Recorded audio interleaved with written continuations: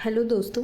आज हम सिंधु घाटी सभ्यता की सीरीज को आगे बढ़ाएंगे और उस क्रम में आज हम देखेंगे आज इंडस वैली सिविलाइजेशन का स्रोत देखेंगे। ठीक है, जो इंडस वैली सेंचुरी है, जिसको सेंचुरी भी कहते हैं सिविलाइजेशन को, उसका आज हम देखेंगे स्रोत। तो कल हमने क्या पढ़ा था? कल हम पढ़े थे कि कौन से स्थल से हमको क्या क्या मिला था। तो कौन से स्थल से क्या मिला था? हड़प्पा से मिला था, मोहनजोदाड़ो से मिला था। ठीक है, और मोहनजोदाड़ो से सबसे बेस्ट जो था वो था आपके पत्थर, धातु, मिट्टी, ये तीनों की मूर्तियाँ मिली थी। पुरोहित की मूर्ति मिली थी, है ना, जो मंगोलियाई चादर ओढ़े हुए थे। दूसरा था आपका ये जो है वो काश्य की नर्तकी की मूर्ति मिली थी, है ना। और मोहर मिला था। कहाँ मिला था सबसे ज़्यादा मोहर? मोहनजोदाड़ो में ही मिला था। ठीक है, और दूसरा हमने पढ़ा था कि रोपड़ में मालिक के साथ कुत्ते को दफनाने का प्रमाण मिला था। ठीक है, और हमको इंडस वैली सिविलाइजेशन में 4 प्रजाति के मूल लोग मिले हैं। ठीक है, तो निग्रो उसमें से नहीं था। ठीक है, 4 प्रजाति में। अब हम आगे कंटिन्यू करेंगे कि इंडस वैली सेंचुरी का स्रोत क्या है। ठीक है, तो इंडस वैली सेंचुरी का जो स्रोत है वो क्या है? ये आद्य ऐतिहासिक काल का ये हिस्सा रहा है ना।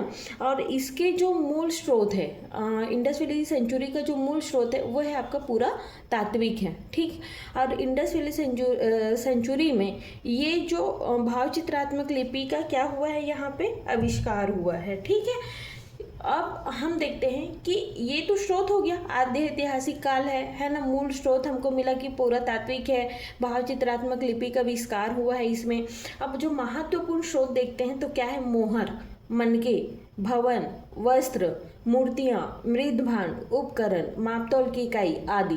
ठीक है, ये सब क्या है? इसके महत्वपूर्ण स्रोत है। ठीक है, अब क्या है ना कि मैंने इसको लिखा नहीं था, मैंने सोचा कि समझाया जाएगा बोर्ड से ही करके। ठीक है, मोहर क्या था? तो मोहर जो था ना वो क्या था? आपका एक चौकोर वस्तु, है ना, जिस पर कई तरह के क्या थे? आपके चिन्ह अंकित थे, है ना। तो इनका उपयोग क्यों हुआ था? वस्तुओं की प्रामाणिकता के लिए हुआ था। क्यों हुआ था इसका उपयोग? वस्तुओं की प्रामाणिकता के लिए। उपयोग क्यों हुआ था? वस्तुओं की प्रामाणिकता के लिए, है ना, वस्तुओं की प्रामाणिकता के लिए। ठीक, और इसका जो निर्माण है, मोहर का निर्माण जो है वो कैसे हुआ था? सेल खड़ी। ठीक है, सेल खड़ी कल भी मैंने पढ़ाया था। सेल खड़ी क्या है बताओ तो? सेल खड़ी, ठीक है, सेल खड़ी पत्थर से हुआ था मोहर का निर्माण, है ना। अब क्या है कि मेसोपोटामिया का मोहर जो है वो कहाँ से मिला था?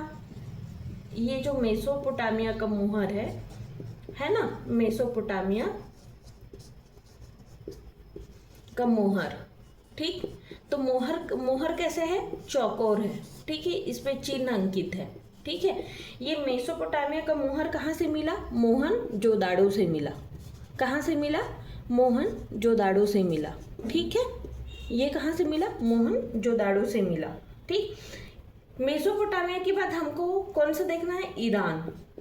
तो ईरान का मोहर हमको कहाँ से मिला? लोथल से मिला। कहाँ से मिला? लोथल से मिला। ठीक, इंडस वैली सिविलाइजेशन का मोहर कहाँ से मिला? इसके जो कई मोहर है ना वो विदेशों से भी मिले हैं। आपके पाकिस्तान, अफगानिस्तान, इंडिया, है ना, इन सब से तो मिला ही है, पर ये आपके विदेशों से भी मिले हैं। ठीक है, तो इससे हमको क्या पता चल रहा है कि जब हम ये देख लिए कि मेसोपोटामिया का मोहर, ईरान का मोहर, है ना, इंडस वैली सिविलाइजेशन का मोहर, है ना, तो इससे हमको क्या पता चल रहा है? इनसे हमको क्या पता चल रहा है? इनसे पता चल रहा है कि कांस्य युगीन सभ्यताएं क्या करती थी? ये आपस में व्यापार करती थी, है ना। ये आपस में क्या करती थी? व्यापार करती थी। ठीक है, तो कांस्य युगीन सभ्यता अब देखेंगे।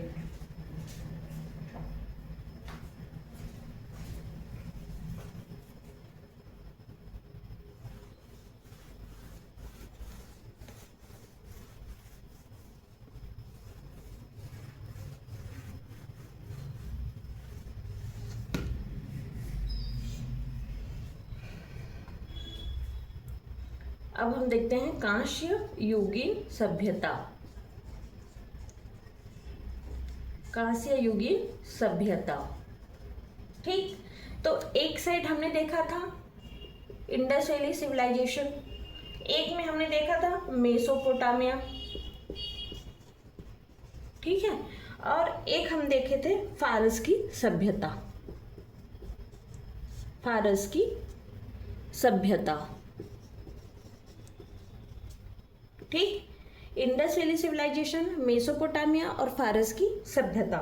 ठीक है, तो इंडस वैली सिविलाइजेशन देखते हैं। तो यहाँ पे क्या था,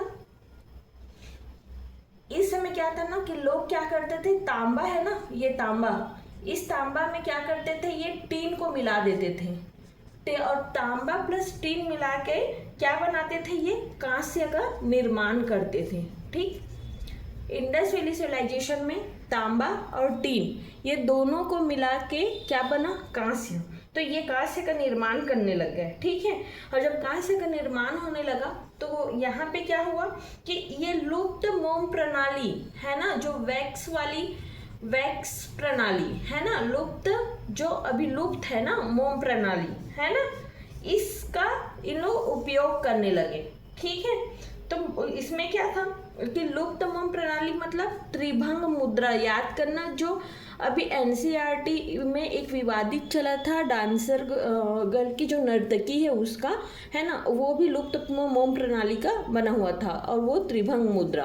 ठीक है, इसमें क्या हुआ था इंडस वैली सिविलाइजेशन में कि एक सिंग वाला बैल की पूजा होती थी, कुबड़ वाला बैल की, और गैंडा, हाथी, शेर की भी पूजा होती थी, और समाधि मुद्रा में योगी था। क्या क्या था यहाँ पे, एक सिंग वाला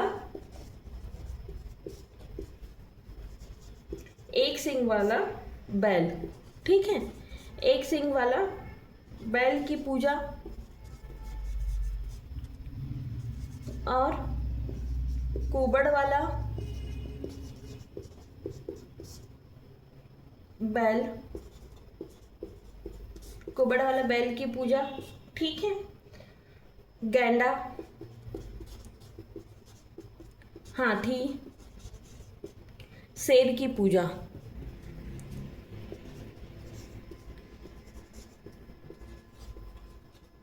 हम शिव परिवार में तो नहीं पहुंच गए, ये सारे तो वही थे ना शिव परिवार में, नंदी महाराज मिल गए है ना, आपको ये शेर मिल गई है ना, तो ये मजाक कर रही हूँ मैं।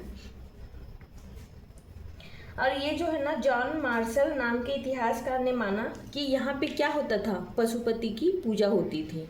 ये सब क्या है, पशुपति की पूजा होती थी। ऐसा किसने माना था, जॉन मार्शल ने माना था। क्योंकि हमको मिला क्या क्या है यहाँ पे, एक सिंग वाला बैल की पूजा, कुबड़ वाला बैल की पूजा होती थी, गैंडा की होती थी, हाथी की होती थी, शेर की भी होती थी पूजा, है ना। तो जॉन मार्शल साहब ने माना कि यहाँ पे भी भैया पशुपति की पूजा होती है।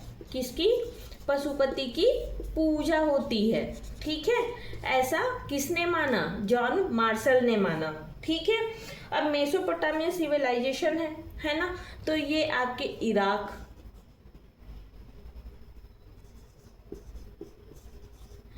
फारस की सभ्यता ईरान। ठीक, तो इन इराक से भी मिला है, ईरान से भी मिला है, हमको क्या मिला है, मोहर। ठीक है, हमने उसी टाइम ही इंटरकनेक्ट किया था कि इंडस वैली सिविलाइजेशन, इराक और ईरान है ना, इसका आपस में क्या है, व्यापार। तो ये क्या करती थी, इन तीनों के बीच में क्या संबंध है, व्यापारिक संबंध है। ठीक, इन तीनों के बीच में क्या संबंध है, व्यापारिक संबंध है। ठीक है, एक ना पॉइंट याद रखना आप लोग, गिलगमेश एक आदमी दो शेरों से लड़ रहा है। गिलगमेश को जनरली आप ना, मतलब हो सकता है यूपीएससी या सीजीपीएससी या स्टेट पीसीएस में पूछा जाए, क्योंकि आजकल तो स्टेट पीसीएस भी यूपीएससी के तर्ज पे ही सिलेबस बनाने की तैयारी कर रही है अपनी, है ना। तो गिलगमेश का हम एक बार देखते हैं।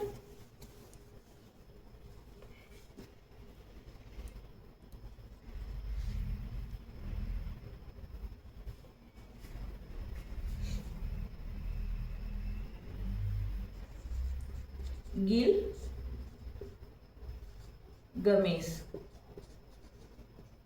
ठीक है, ये गिलगमेश क्या है? एक आदमी जो है वो दो शेरों से लड़ रहा है, और ये गिलगमेश ना विदेशों में बहुत फेमस है। ठीक है, विदेशों में भी फेमस है। ठीक, एक आदमी है, ये क्या कर रहा है कि दो शेर है। ठीक है, मेरा तो डायग्राम भी अच्छा नहीं है। ये दो शेर है, ये शेर से ये क्या कर रहा है? लड़ रहा है। ठीक, ये विदेश में भी फेमस है। ठीक है, अब धौलावीरा से गुजरात में हमको साइन बोर्ड मिला था, और धौलावीरा और गुजरात में लिपि भी, जो लिपि है ना उसको भाव चित्रात्मक लिपि कहते हैं। जो लिपि मिला है उसको कहाँ से? धौलावीरा से हमको जो लिपि मिली है वो भाव चित्रात्मक लिपि है। ठीक है, अब क्या है? धौलावीरा। ये धौलावीरा से जो लिपि मिला है, ये लिपि क्या है आपकी? भाव चित्रात्मक। ठीक, अब एक वर्ड बोलूंगी, आप उस वर्ड को याद रखेंगे। ठीक है, बोस्त्रोफेदन नाम भी दिया गया है। किसको? भाव चित्रात्मक को। भाव चित्रात्मक को क्या नाम दिया गया है? बोस्त्रोफेदन है ना, ये नाम दिया गया है। ठीक है, किसको? भाव चित्रात्मक को। बोस्त्रोफेदन क्यों? बोस्त्रोफेदन इसलिए कहते हैं क्योंकि ये जो है दाएं से बाएं और बाएं से दाएं की ओर लिखते हैं। बोस्त्रोफेदन को कैसे लिखते हैं?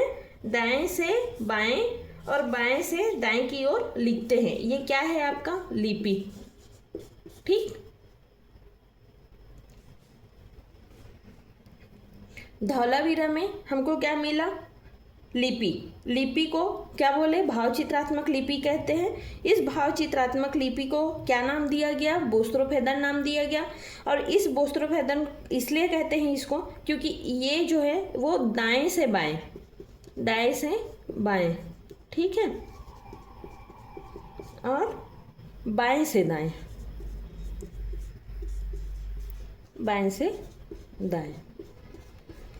दाएं की ओर लिखते हैं। ठीक है, कल हम पढ़ेंगे मन का।